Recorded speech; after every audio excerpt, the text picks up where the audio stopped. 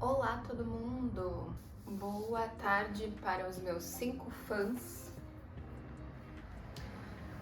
Eu voltei depois de um longo período sem gravar absolutamente nada, sem atualizar ninguém sobre as minhas leituras e os meus assistidos do ano. Dessa vez eu resolvi trazer só os filmes e séries que eu assisti ou que eu estou assistindo e que eu gostei bastante ao longo desses meses. E as leituras, né? Porque a gente teve fevereiro, março e abril. Tivemos 3 leituras equivalentes ao meu clube do livro, junto com a minha colega Malu. E também tivemos outras leituras no entorno. Então, resumindo, esse é um vídeo sobre as minhas últimas leituras e os meus últimos assistidos dos meses de fevereiro, março e abril. Eu vou começar pelos filmes e séries para diferenciar um pouco do outro vídeo. O primeiro filme que eu vou indicar para vocês é um filme chamado Swallow, ou Devorar, aqui no Brasil. Ele é um filme estadunidense e francês, de 2019, e eu assisti pelo aplicativo da MUBI, na minha TV. Nesse filme a gente acompanha a vida de uma mulher branca, de classe alta, que é a Hunter, e ela tá grávida, tá esperando um filho do marido dela, que é um homem muito rico, de uma família muito rica, e ela segue ali a cartilha, né, de mulher perfeita que vive aquela vida de comercial de margarina ao lado do seu marido. Só que a gente percebe que essa mulher, ela tá dando alguns sinais desde o começo do filme que ela tem algumas questões ali psicológicas. Essas questões dela se desdobram nesse transtorno alimentar, e ele é inclusive chamado de síndrome de Pica.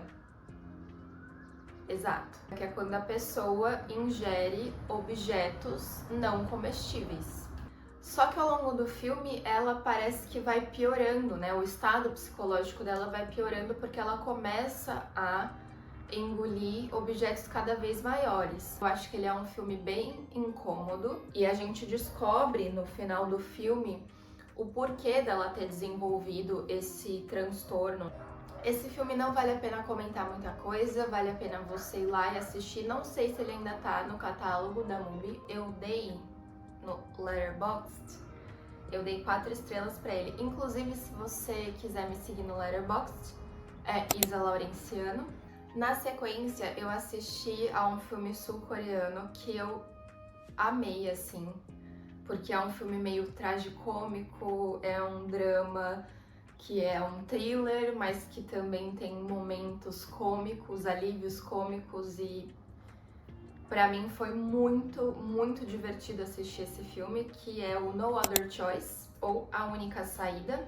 Ele é um filme que vai contar a história desse cara, que é o Mansu, que depois de 25 anos ele sofre um layoff da empresa que ele trabalha, onde ele é gerente. Ele trabalha numa empresa que produz papel sulfite. E aí o que acontece é que depois de 25 anos, né, com uma carreira, com uma esposa, com filhos e cachorros para criar, não existe a possibilidade desse homem permanecer sem um emprego. Só que ele começa a procurar emprego e não é aceito em nenhum lugar. Então ele precisa dar um jeito de eliminar a sua concorrência. Aí a gente acompanha ele nessa jornada atrás de eliminar os seus concorrentes um a um até ele conseguir o emprego para poder continuar provendo e sustentando a sua família. É um filme muito engraçado, comovente também, simbólico também, por conta da era do capitalismo tardio que estamos vivendo. E eu recomendo muito mesmo esse filme. Eu também dei 4 estrelas para ele. Aqui na minha cidade a gente tem um cinema na praia, que se chama Cinearte Posto 4. E lá passam vários filmes muito interessantes, com ingressos de R$ 1,50 a R$ 3, simplesmente. E lá eu assisti o The Ugly Stepsister, ou A Meia Irmã Feia, que é como se fosse uma releitura da Cinderela, só que é uma releitura extremamente sombria e aterrorizante, porque a gente se depara com um body horror absurdo nesse filme, muitas cenas nojentas no filme. E a gente vai acompanhar a Elvira, né, tentando competir com a irmã maravilhosa dela, né? E ela sofre uma pressão absurda, obviamente, da mãe dela, né, que quer que ela seja a mais bonita para poder casar com o príncipe e tudo mais, né? E é claramente um manifesto sobre os padrões de beleza, né? E a crueldade a que algumas mulheres se submetem para estar dentro de certos padrões de beleza, né? Então, se você gosta desse tema, recomendo, porém com esse adendo, que ele é um filme nojento, ele é um filme esquisito. Tem uma cena no final do filme, gente, que é assim, a nojeira da nojeira, mas é necessária, é uma cena necessária. Eu também dei 4 estrelas para esse filme. E por fim, gente, o último filme que eu vou recomendar é o The Drama, filme do Robert Pattinson com a Zendaya. Eu não li absolutamente nada sobre esse filme quando eu fui assistir, e eu recomendo que, se você não assistiu ainda, faça da mesma forma. Vá e assista, mas não procure sinopse, não procure trailer, não procure nada, porque pra mim ele funcionou dessa forma. A gente acompanha esse casal que está noivo, a gente vê um pouco da história deles dois, como aconteceu e tudo mais, até que um belo dia a gente se depara num teste lá de jantar, né? Porque casamento tem isso, né? Você tem que fazer, tipo, a prova das comidas e das bebidas que vão ser servidas no dia. E eles estão lá com um outro casal de amigos deles, que são um dos padrinhos, né, do casamento. E eles começam a falar, tipo assim, qual que é a coisa mais horrível que você já fez na vida? E aí cada um começa a contar a pior coisa que já fez na vida, enfim. E o filme se desenrola a partir disso. Eu amei esse filme, eu achei que os dois estão incríveis, impecáveis. Recomendo bastante se você quer se divertir um pouco também e chorar. Eu chorei no final desse filme. Fazia muito tempo que eu não chorava com um filme, hein? E eu chorei no final desse filme. Dei 5 estrelas pra esse filme e favoritei. Bom, vamos às leituras. Ai, meu Deus. Eu iniciei o mês de fevereiro lendo o livro do meu clube, que a escolha foi O Perigo de Estar Lúcida, da Rosa Monteiro, traduzido pela Mariana Sanches. Eu sei que tem muitos fãs de Rosa Monteiro espalhados pela internet, inclusive a minha amiga Malu do clube é uma delas. Mas, gente, esse livro não funcionou pra mim. Basicamente, nesse livro, a autora vai tentar fazer uma relação entre a criatividade e a loucura. E para isso, ela vai utilizar diversos autores, né, escritores, escritoras do mundo afora, clássicos da literatura, para exemplificar, né, um pouco desse aspecto de loucura com genialidade. Só que o que acontece é que, para mim, ela amontoou um monte de exemplos no livro e não chegou a lugar nenhum. E junto desse amontoado de exemplos que ela dá no livro, ela intercala com a sua própria história, meio que querendo se colocar nesse grupinho dos doidinhos e geniais. Então ela conta sobre a história de uma mulher que perseguia ela e tudo mais, só que a gente não sabe se isso de fato é verdade ou não, porque Até em uma passagem do livro ela fala que nem tudo o que ela está escrevendo ali é um relato verdadeiro.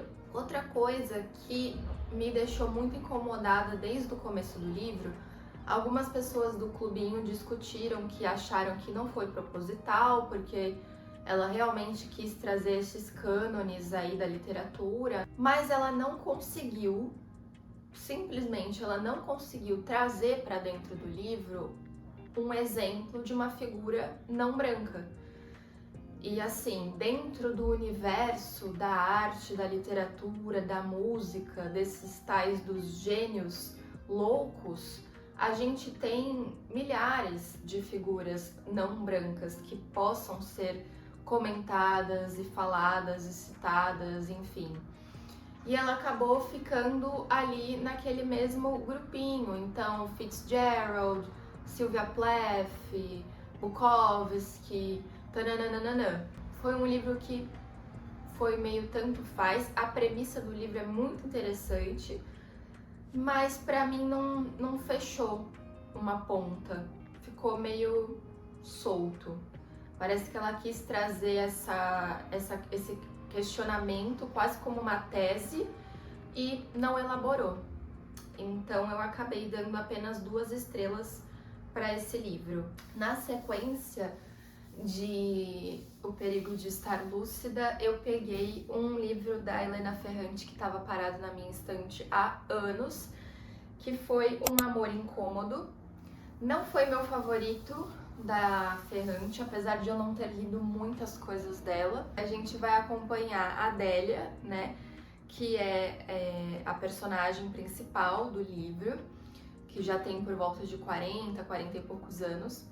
E ela retorna à sua cidade natal, Nápoles, né, na Itália, para enterrar sua mãe, Amália, porque ela foi encontrada morta numa praia em circunstâncias um pouco duvidosas, porque ela estava vestindo apenas o seu sutiã. Só que ela era uma mulher muito simples, muito humilde, recatada e do lar, e de repente ela é encontrada morta nessa praia. Então a gente vai seguir ali os passos da Délia de tentar compreender o que aconteceu com essa mãe nos momentos que antecederam a sua morte. Então ela vai ter que confrontar alguns homens que fizeram parte da vida dessa mãe e dela também, que é o pai dela, o ex-marido da Amália, da mãe dela, o irmão da mãe e o Caserta, que é uma figura que a gente não sabe muito bem se ele era um amante, um amigo, o que ele era exatamente da mãe dela, mas que ele é colocado no livro o tempo inteiro como essa figura sombria, essa figura estranha. O livro, ele mistura um pouco fantasia com realidade, então tem certas passagens, certos momentos que a gente fica pensando assim no que tá rolando. Mas é um livro que explora bastante também essa relação de mãe e filha, como alguns livros da Helena Ferrante já fazem. Foi uma leitura boa, eu li super rápido também, mas eu dei apenas 3 estrelas para ele. Ai, eu esqueci de mostrar.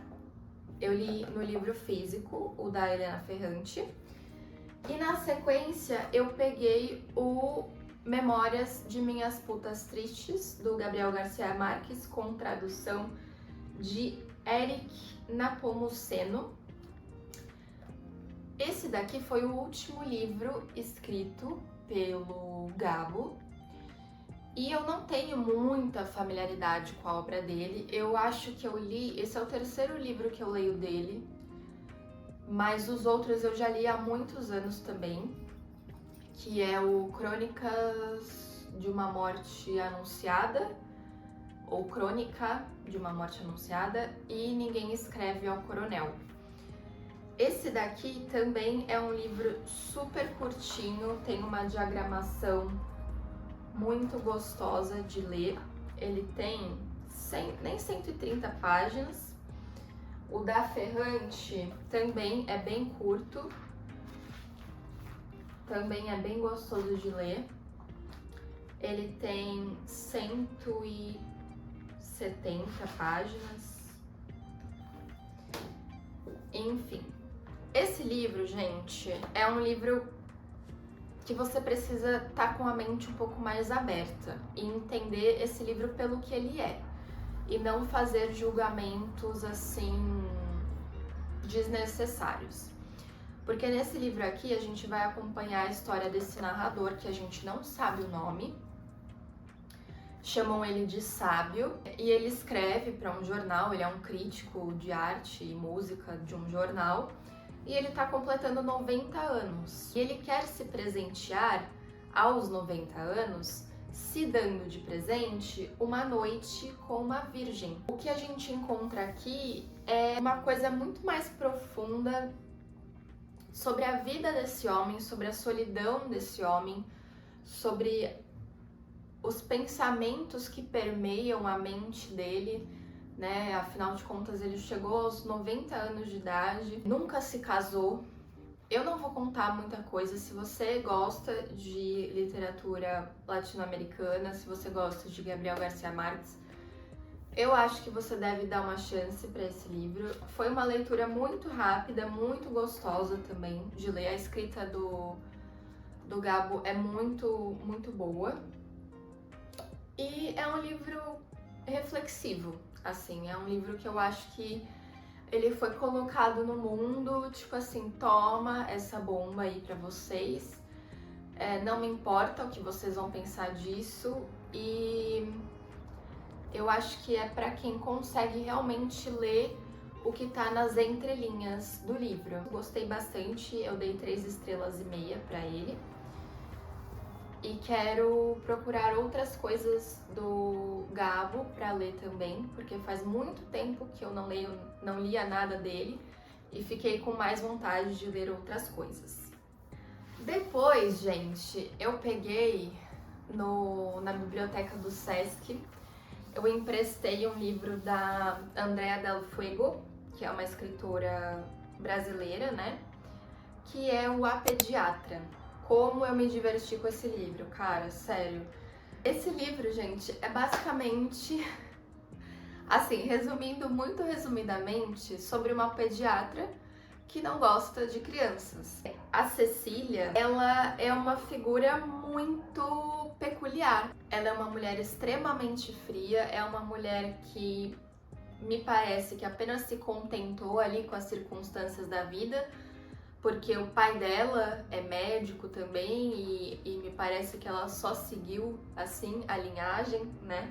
E a gente acompanha a vida dela no momento que ela se vê perdendo espaço ali dentro dos consultórios e da maternidade para profissionais que trabalham com uma veia um pouco mais humanista. Então, doulas e parteiras e outros acompanhantes de partos domiciliares. E em paralelo a isso, a gente acompanha um caso que ela teve com um homem casado, cujo filho dele, ela acompanhou o nascimento, porque ela trabalhou durante o parto dessa criança. Esse menino, em específico, o filho do amante da Cecília, Bruninho, é o causador de despertar sentimentos intrigantes, né, na nossa protagonista. E eu amei, gente, me diverti horrores lendo esse livro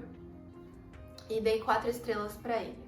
Depois disso, durante a minha viagem para Foz do Iguaçu, que eu até postei aqui no YouTube, um diáriozinho visual, eu li O Acontecimento da Annie Ernaux, que eu também emprestei da biblioteca do Sesc, que foi traduzido pela Isadora de Araújo Pontes. E nesse livrinho, é um livrinho assim, bem pequenininho mesmo. A gente vai acompanhar o relato da Annie Ernaux em 1963, quando ela tinha 23 anos, e precisou fazer um aborto. Esse livro é um livro de não ficção, é um livro de memórias, então não tem uma divisão, mas ele é como se fossem entradas de um diário, assim. Então a gente vai estar lendo realmente o que se passou na cabeça dela, o que estava ali permeando os pensamentos dela naquele momento tão angustiante, né? E violento também, porque é um momento onde muitas mulheres se sentem extremamente sozinhas, né? Desamparadas, com muito medo. E esse livro me tocou profundamente. Eu quero ler outras coisas da Annie Ernaux, me recomendaram bastante Os Anos e A Paixão Simples, ou Uma Paixão Simples, e tô empolgada pra ler também. Eu dei 4 estrelas para esse livro. Depois de Annie Ernaux, a gente leu Eliana Alves Cruz com Meridiana, no mês de março, dentro do clubinho. A gente acompanha nesse livro os desdobramentos de uma família negra que sai da favela e vai à classe média, né? Depois de ter adquirido condições financeiras melhores. Então aqui a gente tem a Aurora e o Ernesto, que são os pais, a Meridiana, que é a filha, o Augusto e o César, e a Zuleika, que é a tia deles. Então, em cada capítulo desse livro, a gente vai ter a história contada por uma dessas pessoas da família, a partir da perspectiva deles, sobre essa mudança na vida deles que foi tão marcante. Achei a escrita incrível, realmente em cada capítulo você percebe que é uma voz diferente ali. Recomendo muitíssimo, gente. Eu quero ler outras coisas dessa autora também. E para fechar todas essas leituras, eu li mais um livro da Andrea Del Fuego, que foi o livro Nego Tudo. E, gente, o que falar dessa autora, que é a mesma autora de A Pediatra? Eu detestei esse livro, gente. Realmente não funcionou pra mim. Ele é encabeçado como mini contos, mas pra mim pareceu um compilado de um exercício de escrita que a própria autora fez e acabaram por reunindo, né, nessa coletânea e publicando um livro a partir disso. E pra mim não fez muito sentido. Então eu tive que dar apenas 1 estrela pra ele, porque não funcionou pra mim, mas se funcionou pra você, se você leu esse livro, comenta aqui, me dê a sua opinião, me fale porque você gostou tanto desse livro, pra eu compreender e quem sabe eu possa fazer uma segunda leitura dele, com um pouco mais de atenção, pra ver se ele me bate diferente. Essas foram todas as leituras dos meses aí de fevereiro, março e abril. No mês de maio agora estou fazendo leituras maravilhosas, inclusive não vejo a hora de trazer elas aqui para vocês. Para fechar tudo, a melhor coisa que me aconteceu nos últimos meses tem um nome e se chama Mad Men. Gente, o que é essa série e por que eu não assisti essa série antes? Só que ao mesmo tempo eu tô muito feliz por estar conhecendo essa obra-prima. Então, assim, eu estou terminando a 5ª temporada, são 7 temporadas, e quando eu acabar eu venho aqui e conto tudo pra vocês também. Mas, gente, que série perfeita, cara. É tudo maravilhoso nessa série, tudo. Se você não assistiu, por favor, se dê esse presente. Como diria o agente Dale Cooper, todos os dias a gente precisa se dar um presente. Então, o meu presente pra você que não conhece, que eu duvido muito, né? Porque quando eu postei que eu tava vendo Mad Men, todo mundo ficou, meu Deus do céu, essa é a melhor série do mundo, e não sei o que, é a minha série favorita. Então eu imagino que todo mundo deva conhecer e todo mundo já deva ter assistido. Mas se você não conhece, se dê esse presentinho, porque eu acho que vale muito a pena. Beijo e até a próxima. Até, quem sabe, o próximo mês ou os próximos meses a gente vê. Beijo!